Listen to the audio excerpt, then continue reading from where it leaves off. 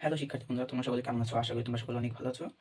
আজকে তোমাদের জন্য এখানে লেখা আছে নবম দশম শ্রেণীর সাধারণ গণিতের পরিসংখ্যান অধ্যায়ের মধ্যক নিয়ে তোমাদের যাদের সমস্যা আছে, আশা করি একটি ক্লাসের মাধ্যমে তোমাদের মধ্যক নিয়ে যত সমস্যা আছে আমি সমাধান করে দেওয়ার চেষ্টা করব। আচ্ছা, চলো কথা না বাড়িয়ে আমরা ক্লাসে চলে যাই। দেখো, এখানে আমি মধ্যক নির্ণয়ের জন্য 4টি নিয়ম লিখে রেখেছি। এই 4টি নিয়ম যে পারবে, আশা করি সে মধ্যক নিয়ে আর তার কোনো সমস্যা থাকবে না। আর মধ্যকের সৃজনশীল সমাধানের ক্ষেত্রে এই এই এই লাস্টের 4 নংটি খুবই খুবই গুরুত্বপূর্ণ। এটা আসে। আর হচ্ছে এই 3টি হয়তোবা তোমার ক নং আসতে পারে, অথবা কিসে দেবে, তোমাদের এমসিকিউ হবে না, এমসিকিউ দিতে পারে। এই 3টি কিন্তু গুরুত্বপূর্ণ। 3টির মধ্যে এই 2টি সবচেয়ে বেশি গুরুত্বপূর্ণ, তারপরে এটা। আর এটা কিন্তু ভেরি ভেরি ইম্পর্টেন্ট, এটা খুবই ইম্পর্টেন্ট। এটাকে 5 স্টার দিতে পারো। এই এই এই এমসিকিউর জন্য এবং ক এর জন্য এই 2টা বেশি ইম্পর্টেন্ট। এটাকে 3 স্টার দেওয়া চলে। আর এটা কিন্তু এটাও গুরুত্বপূর্ণ, এটা এত গুরুত্বপূর্ণ নয় কিন্তু গুরুত্বপূর্ণ, এটাকে এক্সট্রা ধরলাম। আচ্ছা, চলো কথা না বাড়িয়ে আজকে আমরা ক্লাস চলে যাই। এখন এখানে কি দেওয়া আছে, প্রথম আমরা সিরিয়াল ভাই ধারাবাহিকভাবে এই 4টি প্রশ্নের সমাধান করব। প্রথমে আমরা 1 নং প্রশ্নটি সমাধান করব। আমাদের 1 নং প্রশ্ন কি দেওয়া আছে, নিচের সংখ্যাগুলো মধ্যক নির্ণয় করো। আচ্ছা, এটা কিন্তু জোর এখানে লিখে রেখেছি। এই নিয়মের জন্য এই 3টি নিয়ম, একটি নিয়মে এই 3টি ম্যাথ 1 2 3 এটি কিন্তু একটি নিয়মের মধ্যে, আর এটা হচ্ছে একটু ভিন্ন ক্যাটাগরির মধ্যে পড়েছে। এই 3টি প্রথমে আমি 3টি নিয়ম বোঝাবো, তারপর এটা ধারাবাহিকভাবে সবই বোঝাবো, কিন্তু এই 3টা প্রথমে বোঝাবো কয়ের জন্য। তার আগে আমরা এই মধ্যক নির্ণয়ের যে 3টি সূত্র আছে, এই সূত্রগুলো আগে দেখে নিই। আচ্ছা, আমি সূত্র লিখে রেখেছি। কি লিখেছি এখানে, মধ্যক নির্ণয়ের জন্য 3টি সূত্র আছে। একটি হচ্ছে অবিন্যস্ত মধ্যক, যেটা একটা অবিন্যস্ত আছে, যেগুলো যেটা যে এগুলো হচ্ছে সংখ্যা দ্বারা, এগুলো হচ্ছে অবিন্যস্ত। আর এটা হচ্ছে বিন্যস্ত পাত্র, এটাও কিন্তু অবিন্যস্ত। কেন এটা অবিন্যস্ত, এখানে কিন্তু এখানে যেমন শ্রেণী ব্যাপ্তি আছে, এখানে কিন্তু ব্যাপ্তি নেই, মাঝখানে কোনো ব্যবধান নেই, সেহেতু এটা হচ্ছে বিন্যস্ত। এবং এটা হচ্ছে কি অবিন্যস্ত, এটা সীমাবদ্ধ দেওয়া আছে, যে সংখ্যা দেওয়া আছে, সেহেতু এটা হচ্ছে অবিন্যস্ত। আচ্ছা, আমরা আগে সূত্রগুলো দেখে নিই। এখানে কি দেওয়া আছে, মধ্যক নির্ণয়ের ক্ষেত্রে অবিন্যস্ত এবং বিন্যস্তর ক্ষেত্রে অবিন্যস্ত 2টি সূত্র আছে। একটি হচ্ছে জোড়ের জন্য, যদি জোড় সংখ্যা থাকে, যেহেতু এখানে আমরা দেখতে পাচ্ছি 1 2 3 4 5 6 7 8 9 10 11 12 13 14, এটা কিন্তু জোড়। 14 হচ্ছে জোড়। আর এটা হচ্ছে 1 2 3 4 5 6 7 8 9, এটা 9, সেহেতু এটা বিজোড়, এখানে আমি লিখে রেখেছি। সেহেতু বিজোড় এবং জোড়ের জন্য আমি 2টি নিয়ম, 2টি সূত্র, এবং এই ক্যাটাগরির শ্রেণীব্যাপ্তি থাকলে সেই জন্য তোমাদের এই সূত্রটি মুখস্থ করতে হবে। এখানে আমি বুঝে দিই আসলে এখানে কি দেওয়া আছে। এখানে অবিন্যস্ত পাত্রের ক্ষেত্রে জোড় সংখ্যা যদি থাকে, সেক্ষেত্রে এই সূত্রটি তোমরা অ্যাপ্লাই করবে। এই সূত্র আমি এখানে করে দেখাবো, কিন্তু আমি সূত্রটা এখানে এখানে এন কি, এখানে এন হচ্ছে 1 2 3 4 5 6 7, এখানে 14টা আছে। এই 14টাকে এন, সর্বমোটকে এন বলে। এখানে যে কয়টি সংখ্যা আছে, মোট গণসংখ্যাকে এন দ্বারা প্রকাশ করে। এখানে এন বাই 2, মানে এন কে প্রথমে গণসংখ্যাকে আমরা 2 দ্বারা ভাগ করব। 2তম পদ, এন কে যদি 2তম ভাগ করি, মানে হচ্ছে 7তম পদ। যদি এখানে 14, এখানে 14টা গণসংখ্যা আছে, গণসংখ্যা 14, সেহেতু 14 কে যদি আমরা 2 দ্বারা ভাগে 7তম পদ, প্লাস এখানে যদি 7 হয়, 2 কে 2 দ্বারা ভাগ করলে 7 প্লাস 1, সেহেতু কি হয় 8, 8তম পদ। সেহেতু এখানে হবে কি, এখানে আর 7তম পদ এবং 8তম পদের মান যোগ করে 2 দ্বারা ভাগ করলে সেটা হচ্ছে আমাদের এখানে, এটা হবে মধ্যক। আর এটা ক্ষেত্রে কি করতে হবে, শুধু এন, এখানে গণসংখ্যা 9 আছে, 9 প্লাস 1 মানে জোর। যদি এখানে 9 দিতাম তাহলে কিন্তু এটা দশমিক আসতো, সেই তো আমাদের কি করতে হবে, এখানে প্লাস 1 দিলাম। আশা করি তোমরা বুঝতে পারছো। আর বিন্যস্ত পাত্রের ক্ষেত্রে একটি সূত্র, অবিন্যস্ত পাত্রের ক্ষেত্রে 2টি, আর বিন্যস্ত পাত্রের ক্ষেত্রে একটি। এটা কি হচ্ছে, মধ্যক নির্ণয়ের ক্ষেত্রে বিন্যস্ত পাত্রের ক্ষেত্রে সূত্র হচ্ছে একটা হচ্ছে L plus N by 2 minus FC into কি হচ্ছে H divided by F M. ঠিক আছে, এখানে এল হচ্ছে নিম্ন সীমা কোন শ্রেণীর, এটা যেহেতু এটা আমরা এই শ্রেণী ব্যাপ্তির ক্ষেত্রে এটা করবো, সেটা এটা দ্বারা বোঝায়। এখানে হচ্ছে এই প্রথমটা হচ্ছে উচ্চ সীমা, নিম্ন সীমা, এটা হচ্ছে উচ্চ সীমা। এই নিম্ন সীমাকে দ্বারা হচ্ছে এল দ্বারা প্রকাশ করে। সেহেতু এখানে এল হচ্ছে এই সংখ্যার কোন শ্রেণীর নিম্ন সীমা হচ্ছে এল। আর এন বাই 2, ঠিক একইভাবে এখানে গণসংখ্যা যত আছে, গণসংখ্যাকে 2 দ্বারা ভাগ করলে হচ্ছে এন বাই 2 মাইনাস এফসি কি, এফসি হচ্ছে যে গণসংখ্যা করবো আমাদের এখানে ক্রমযুক্ত গণসংখ্যা নির্ণয় করতে হবে। ক্রমযুক্ত গণসংখ্যা নির্ণয়ের পর যে হচ্ছে আমাদের যে শ্রেণীটা হবে মধ্যক শ্রেণী, আমরা যখন এই যে এন বাই 2 দ্বারা ভাগ করবো, তখন আমরা বুঝতে পারবো যে এটা হচ্ছে এন কি বলে, মধ্যক শ্রেণী। মধ্যক শ্রেণীর উপরে মধ্যক শ্রেণী যেটা, মানে মধ্যক শ্রেণী ধরলাম, এটা মধ্যক শ্রেণী, এটা হলো মধ্যক শ্রেণী। মধ্যক শ্রেণী এখানে যে গণসংখ্যাটা হবে, সেই গণসংখ্যা, সরি, এখানে যে ক্রমযুক্ত গণসংখ্যাটা হবে, সেটা হচ্ছে এই শ্রেণীর ক্রমযুক্ত এখানে যে হবে যে, এখানে ক্রমযুক্ত গণসংখ্যা যদি নির্ণয় করি, ক্রমযুক্ত গণসংখ্যা নির্ণয়ের পর ধরলাম এটা হচ্ছে আমাদের মধ্যক, আমরা একটু ধরে নিচ্ছি এটা হচ্ছে মধ্যক শ্রেণী। মধ্যক শ্রেণীর যে এখানে ক্রমযুক্ত গণসংখ্যা হবে, তার পূর্ববর্তী মানে হচ্ছে এটা থাকবে, তার আগেরটা, এটা হবে হচ্ছে কি এফএম, এটা হচ্ছে কি হবে এফসি, সরি এফসি, এটা হবে এফসি। এটা হচ্ছে এখানে যে সংখ্যাটা হবে ক্রমযুক্ত গণসংখ্যা, সেটা হচ্ছে, এটা কিন্তু আমরা ধরে নিচ্ছি, সেটা হচ্ছে কি এফসি। আর এটা হচ্ছে এইচ, হচ্ছে কি ব্যবধান, এইচ কি ব্যবধান। ব্যবধান বলতে কি হচ্ছে 30 থেকে 40-এর মধ্যে, এখানে হচ্ছে কি, এখানে হচ্ছে এখানে যেহেতু এখানে এফ এম আমরা এফসি নির্ণয় করছি, এখন এইচ কে এইচ হচ্ছে ব্যবধান। এই 30 থেকে 40-এর মধ্যে ব্যবধান কত সেটা হচ্ছে আমাদের মোট কয়টি সংখ্যা আছে দেখতে হবে, সেটা হচ্ছে ব্যবধান। এইচ কে ব্যবধান বলা হয়। আর এফ এম কি, এফ এম হচ্ছে যে শ্রেণীটি মধ্যক শ্রেণী ধরা, এটা কিন্তু আমরা মধ্যক শ্রেণী ধরেছি। এই মধ্যক শ্রেণীর যে গণসংখ্যাটা থাকবে সেটা হচ্ছে এফ এম। আশা করি বুঝতে পেরেছো। এখন আমরা কি করব, এখন আমরা ম্যাথগুলো সমাধান করব। আচ্ছা, আমরা এখন সূত্র আশা করি বুঝতে পেরেছো। এখন আমরা কি করব, প্রথম ম্যাথটি সমাধান করব। এখানে কি লেখা আছে, নিচের সংখ্যাগুলোর কি, সংখ্যাগুলোর মধ্যক নির্ণয় করো। এখানে আমাদের প্রথমে কি করতে হবে, যদি এই রিলেটেড প্রশ্ন থাকে, প্রথমে আমাদের কি করতে হবে, মানের ঊর্ধ্বক্রমে সাজাতে হবে। মানের ঊর্ধ্বক্রমে মানে কি হচ্ছে, ছোট থেকে বড় সাজাতে হবে, অথবা তুমি কিন্তু চাইলে বড় থেকে ছোট সাজাতে পারো। আচ্ছা, আমরা এখানে ছোট থেকে ঊর্ধ্বক্রমে সাজানো ভালো সবচেয়ে, সেহেতু আমরা এখানে ঊর্ধ্বক্রমে সাজাবো। প্রথমে কি করবো, এটা নির্ণয়ের জন্য প্রথমে আমরা এটা কি করবো, ঊর্ধ্বক্রমে সাজাবো। যেহেতু এটা আমরা জোড় সংখ্যা, সেহেতু ঊর্ধ্বক্রমে সাজালাম। এখানে আমরা এন কত, এখানে আমাদের এন হচ্ছে 8, যার জোড় সংখ্যা লিখে নিতে হবে এখানে। তারপরে কি করতে হবে, তারপর হচ্ছে আমাদের কি করতে হবে, জোড় সংখ্যার জন্য যে সূত্রটা আছে সেই সূত্রটাকে n/2 তম পদ প্লাস n/2 + 1 তম পদ ডিভাইডেড বাই 2, এটা হচ্ছে জোড় সংখ্যা, সেটা আমরা এখন করবো। আচ্ছা, এখানে আমি 1 নং প্রশ্নটি উঠিয়ে নিয়েছি। এখানে কি বলছে, প্রথমে কি করতে হবে আমি বলেছি, ঊর্ধ্বক্রমে সাজাতে হবে। প্রথমে আমরা এখানে লিখে নিব সংখ্যাগুলোকে, যেহেতু আমরা এখানে লিখে নিব সংখ্যাগুলোকে কি করব, মানের ঊর্ধ্বক্রমে সাজিয়ে পাই, কি করে পাই, সাজিয়ে পাই। আচ্ছা, মানে ঊর্ধ্বক্রমে মানে কি, ছোট থেকে বড়, মানে ঊর্ধ্বক্রমে মানে কি, ছোট থেকে বড়। সেহেতু এখানে আমাদের সবচেয়ে ছোট কোনটা সেটা আমাদের লিখতে হবে। এখানে সমান সমান দিয়ে নিই। প্রথমে আমাদের এখানে সবচেয়ে ছোট হচ্ছে, দেখতে পাচ্ছি 11। প্রথমে 11 লিখলাম। 11 পরে এখানে দেখছি 12, হ্যাঁ 12 আছে, 12 হচ্ছে 11 পরে ছোট। তারপর হচ্ছে ছোট 12 পরে 15, 15 থেকে কি, হ্যাঁ 15 লিখেছি, 12 লিখেছি, 15 পরে হচ্ছে কি 16, 16 আছে, 16 পরে এখানে 17, 18, 18 পরে কত আছে, 18 পরে 22, 22 থেকে ছোট, 18 পরে 19 আছে, 19 আছে, 19 পরে হচ্ছে কি, 19 লিখেছে এখন 22, 22 থেকে এখানে আমি ছোট দেখতে পাচ্ছি না, হ্যাঁ এখানে হচ্ছে 22, তারপরে হচ্ছে এখানে 23, সরি এখানে 21 হবে, এই যেখানে 21 আছে 21, তারপর হচ্ছে 22, তারপর হচ্ছে 23, তারপর হচ্ছে 24 আছে কি, 24 নেই 25 আছে, 25, তারপর 26 আছে, 26 নেই, 27 আছে, 27, 29, 30। এখন তোমার নিশ্চয়তার জন্য একবার গুণে নেওয়া ভালো, যেহেতু এখানে 14টি সংখ্যা আছে, 1 2 3 4 5 6 7 8 9 10 11 12 13 14, এখানে হয়ে গেছে। এখানে লিখতে হবে, এখানে এন, মোট গণসংখ্যাকে কি বলে, এন দ্বারা প্রকাশ করে। মোট গণসংখ্যা কি, এন, সেটা এখানে এন ইকুয়াল টু কত, 40। এখানে সাইড নোট দিতে হবে, যা জোড় সংখ্যা, কি জোড় সংখ্যা। এখন আমরা জোড় সংখ্যার জন্য যে সূত্রটা আছে সেটা শুধু অ্যাপ্লাই করবো, তাহলে হয়ে যাবে। যেহেতু এখানে আমরা মানে ঊর্ধ্বক্রমে সাজিয়ে ফেলেছি। আচ্ছা, এখানে আমরা এখন কি লিখবো, সরাসরি আমরা এখানে সূত্র লিখবো। আমরা জানি মধ্যক কি, জোড়ের জন্য কোনটা, জোড়ের জন্য কোনটা শিখেছি, জোড়ের জন্য শিখেছি হচ্ছে, জোড়ের জন্য শিখেছি হচ্ছে n/2 তম পদ, n/2 তম পদ প্লাস কি হচ্ছে, এটা কিন্তু ফার্স্ট যদি তোমাদের আটকে দিতে হবে। তারপর হচ্ছে কি n/2 প্লাস 1 তম পদ, ডিভাইডেড বাই কত, 2, ডিভাইড বাই 2। এখন কি করতে হবে আমাদের, এখানে n আমরা যেহেতু ওখানে দেখেছি 14 ভাগ, সরি এখানে কিন্তু সব সংখ্যাগুলোই এভাবে দেওয়া আছে, সেহেতু এখানে আমরা 14 লিখি, এভাবে বাংলায় লিখি। আচ্ছা, এখানে লিখি 14 ভাগ 2 তম পদ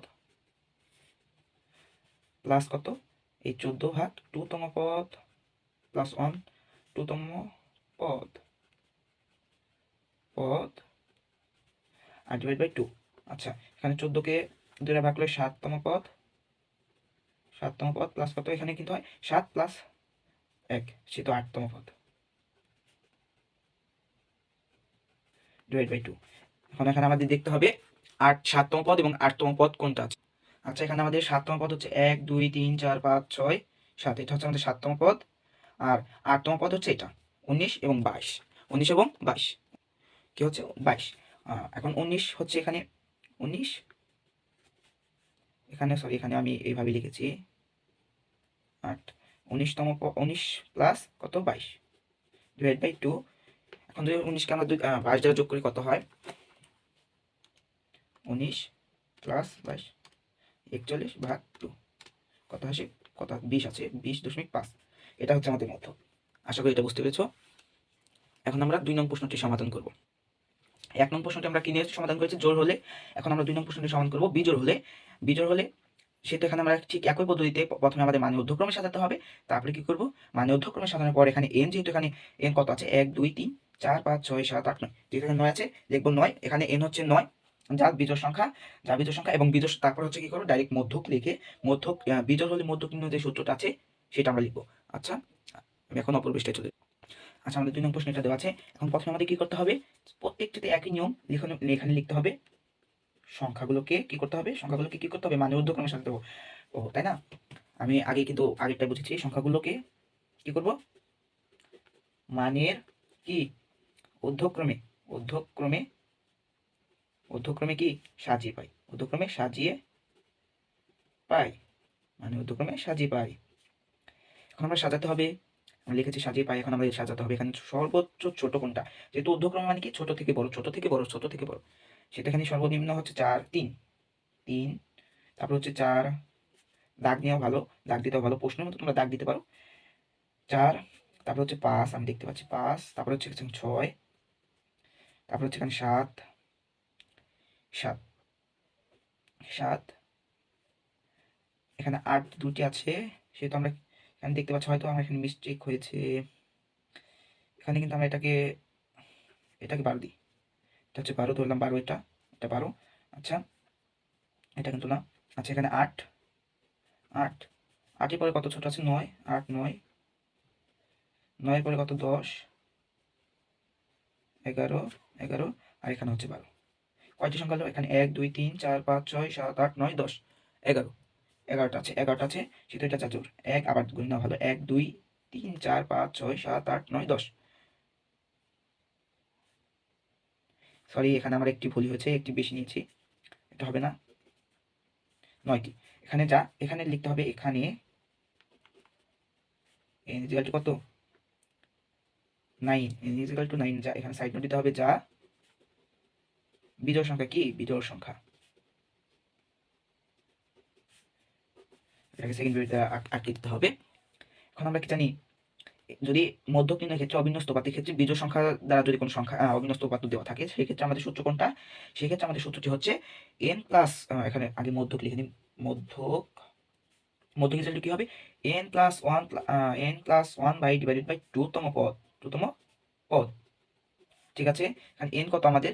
এখানে n হচ্ছে 9 প্লাস 1 ডিভাইড বাই 2তম পদ, তম পদ, তম পদ। তারপর এখানে হচ্ছে 10, 10কে 2 দ্বারা ভাগ করলে 5তম পদ, 5তম পদ। এখন আমাদের 5তম পদ কোনটা আছে? 1 2 3 4 5, এটা হচ্ছে আমাদের কি? 1 2 3 4 5 6 7 8 9, 1 2 3 4 5 6 7 8 9। ঠিক আছে, এখানে হচ্ছে আমাদের 7টা হবে আনসার। আশা করি বুঝতে পেরেছো। ঠিক আছে, এখন আমরা 3 নং প্রশ্নটি সমাধান করব। আচ্ছা, এখানে আমাদের 3 নং প্রশ্নটি দেওয়া আছে, এটা থেকে আমাদের শুধু মধ্যক নির্ণয় করতে হবে। এখানে দেখো, এটা কিন্তু একটু ভিন্নভাবে সহগভাবে দেওয়া আছে। এখন কি, এখানে তোমাদের কিন্তু মূলত এখানে তোমাদের মাথাকে একটু খাটানোর জন্য দিয়েছি। কেন? এখানে আমরা আগে এগুলো কি দেওয়া ছিল? শুধু গণসংখ্যা এভাবে দেওয়া ছিল, গণসংখ্যা দেওয়া ছিল না, সেটাকে আমরা যোগ করে গণসংখ্যা নির্ণয় করছি। তারপরে আমাদের কি ডাইরেক্ট সূত্র ফেলেছি। এখন এখানে দেখো, এখানে আমাদের কি দেওয়া আছে? ওজন দেওয়া আছে, গণসংখ্যা দেওয়া আছে। এখন ওই ওজন আর গণসংখ্যা মূলত আমাদের কোনো দরকার, গণসংখ্যা শুধু দরকার আছে, ওজনে কোনো আমাদের দরকারই নেই। কিন্তু এখানে তোমাকে একটু বিভ্রান্তিতে ফেলানোর জন্য এটা দিয়েছে। এই ধরনের ম্যাথ রিলেটেড, এই ধরনের যদি তুমি দেখো ম্যাথ, সেক্ষেত্রে তুমি কি করবে?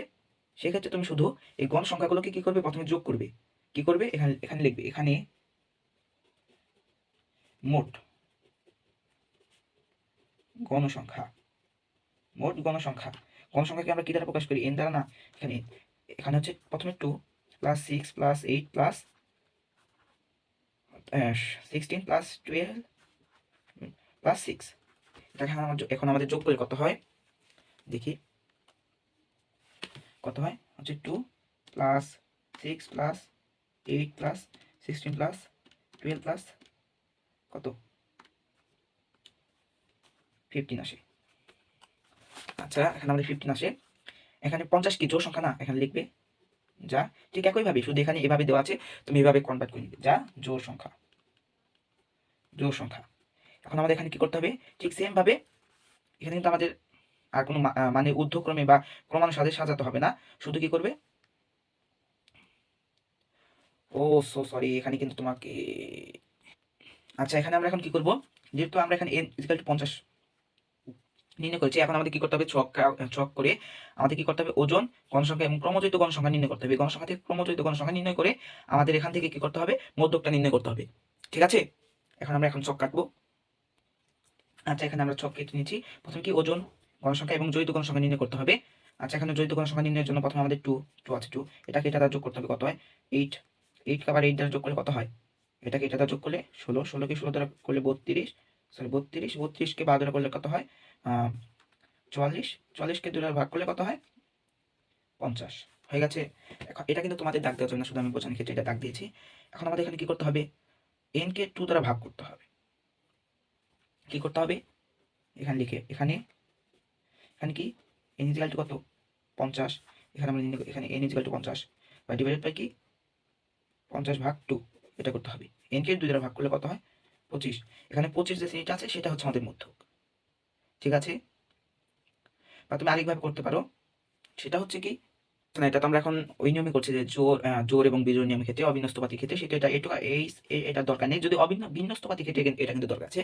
সেটা এখানে আমরা কি করব, ডাইরেক্ট আমরা জোড়ের জন্য যে সূত্রটা জানি, মধ্যকের জোড়ের ক্ষেত্রে কোন সূত্রটা জানি, n/2 তম পদ ডিভাইডেড বাই কি, না সরি এখানে আগে লিখতে হবে n/2 প্লাস 1 তম পদ, 1 তম পদ ডিভাইড বাই 2। আচ্ছা এখানে আমরা n কত হচ্ছে আমাদের 50 ডিভাইড বাই 2 তম পদ প্লাস কত 50 ডিভাইড বাই 2 প্লাস 1 তম পদ ডিভাইডেড বাই কত 2 পুরোটা। এখানে হচ্ছে 25 তম পদ, 25 তম পদ প্লাস 25 প্লাস 1 কত হয় 26 তম পদ, 26 তম পদ ডিভাইড বাই 2 কত হচ্ছে 25 তম পদ এবং 26 তম পদ যে শ্রেণীতে আছে সেটা হচ্ছে আমাদের মধ্যক। এখন আমাদের এখানে দেখতে হবে যে গণসংখ্যা এখানে দেখতে হবে 26 এবং 25 এবং 26 কোন শ্রেণীতে আছে। এটা এখানে 16 তে কিন্তু নেই, এটা নেই। এখানে 32 এর ক্ষেত্রে 25 আছে, 32 এর ভেতরে 17 থেকে এখানে কিন্তু 32 পর্যন্ত আছে, বুঝতে হবে এটা। সেটা এখানে 25 আছে, এখন 26 আছে, এটা কিন্তু 26 না, এটাই কিন্তু 26 আছে। সেটা এখানে কি করবো আমরা, দুটি কিন্তু এটা এই শ্রেণীতে, সেটা আমাদের 60 প্লাস এই শ্রেণীর ওজন আমাদের নিতে হবে 60 প্লাস 60 ডিভাইড বাই 2। 60 কে দ্বারা 60 যোগ করলে 120 ডিভাইড বাই 2 কত হয় 60, এটাই হচ্ছে আমাদের आंसर। আশা করি এই অবিন্যস্তপাতের ক্ষেত্রে যে দুটি নিয়ম সেটা তোমরা বুঝতে পেরেছো। এখন আমরা কি করব বিন্যস্তপাতের ক্ষেত্রে। আচ্ছা এখানে আমাদের 4 নং প্রশ্নটি এই নিয়মটা দেওয়া আছে। 4 নং প্রশ্নটির নিয়ম কোনটা হচ্ছে বিন্যস্তপাতের ক্ষেত্রে। বিন্যস্তপাতের ক্ষেত্রে সূত্র কিন্তু আমরা জেনেছি আগে, আবার তোমাদের একটু দেখিয়ে নিই। হচ্ছে বিন্যস্তপাতের ক্ষেত্রে কিন্তু এটা l plus n/2 minus fc into h by fm, আমি কিন্তু এটা বুঝেছি, এই fc into h by fm এগুলোকে কিন্তু বুঝেছি। আচ্ছা এটা নির্ণয় করার জন্য সর্বপ্রথমে আমাদের একটি সারণী তৈরি করতে হবে। প্রথমে আমরা এখানে সারণী তৈরি করব। আচ্ছা এখন সারণী তৈরি করি। আচ্ছা তার আগে আমাদের এখানে লিখতে হবে যে নিচে মধ্যক নির্ণয়ের জন্য সারণী তৈরি করা হলো। আচ্ছা এখানে আমরা লিখে নিয়েছি মধ্যক নির্ণয়ের জন্য সারণী তৈরি করা হলো। আচ্ছা কিন্তু এই ম্যাথটা আমরা কিভাবে করবো, প্রথমে আমাদের সারণী তৈরি করতে হবে। প্রথমে কি করতে হবে, সারণী তৈরি করতে হবে। তারপরে আমাদের ঠিক একইভাবে যে হচ্ছে যে n = কত সেটা লিখতে হবে। তারপরে কি করতে হবে, তারপর হচ্ছে আমাদের কি করতে হবে, এইটার জন্য যে সূত্রটা অবিন্যস্তপাতের ক্ষেত্রে যে সূত্রটা সেটা অ্যাপ্লাই করতে হবে। তো এখানে কি কি আমাদের হচ্ছে সারণী তৈরি করতে হবে, শ্রেণীব্যাপ্তি, গণসংখ্যা, ক্রমজয়িত গণসংখ্যা, যেটা আমরা আগে করেছি। আমরা আগে যে 3 নং প্রশ্নটি সমাধান করলাম ঠিক একইভাবে, কিন্তু ওটা কিন্তু ব্যাপ্তি নেই, শুধু তার জন্য আমরা ওই আগের নিয়ম জোড়ের নিয়মটা করেছি, এবং এটা ব্যাপ্তি দেওয়া আছে, শুধু ব্যাপ্তি দেওয়া আছে, তার জন্য আমরা কি করবো, এটা বিন্যস্তপাতের নিয়মটাই করব। আচ্ছা এখন আমরা সারণী তৈরি করব।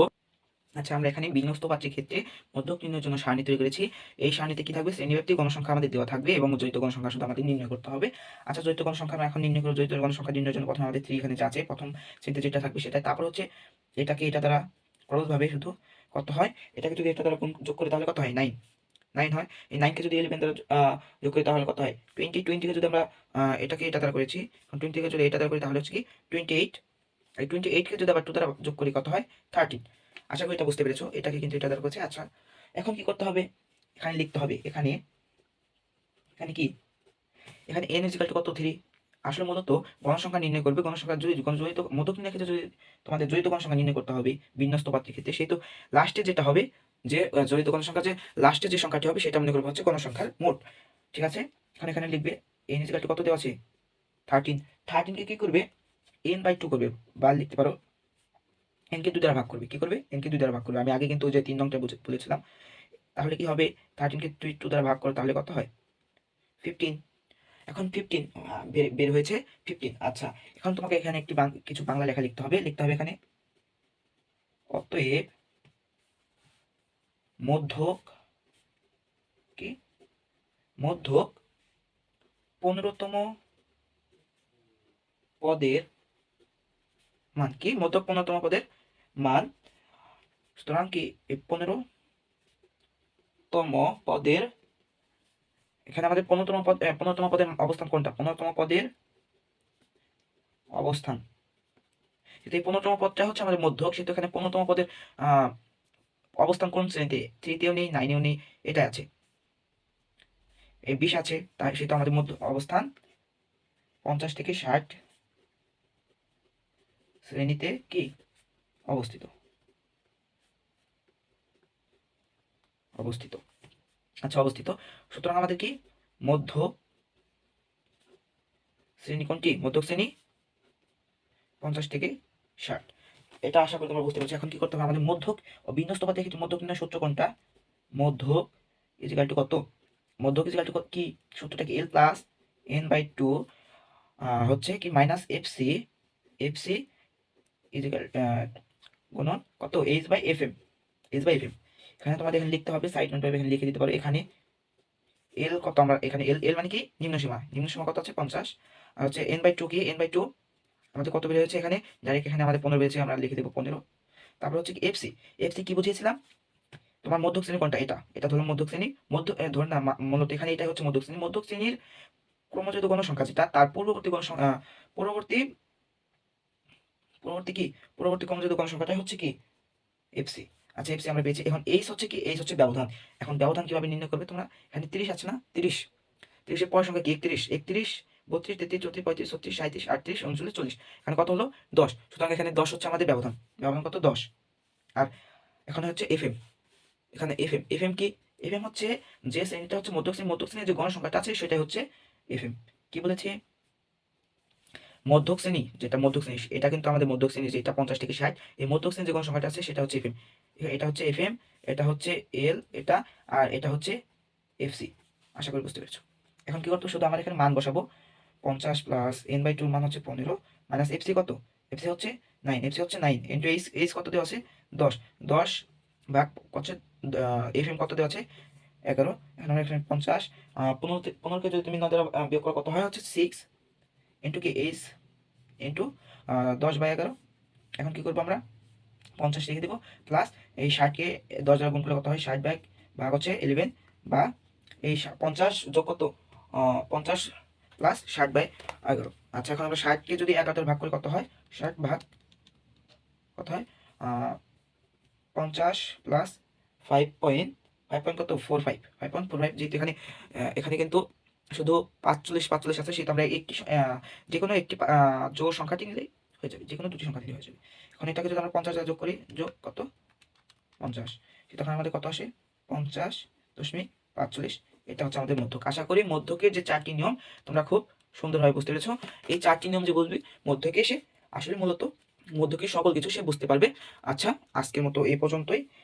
তোমাদের সকলকে ধন্যবাদ পুরোপুরি ক্লাসটি দেখার জন্য।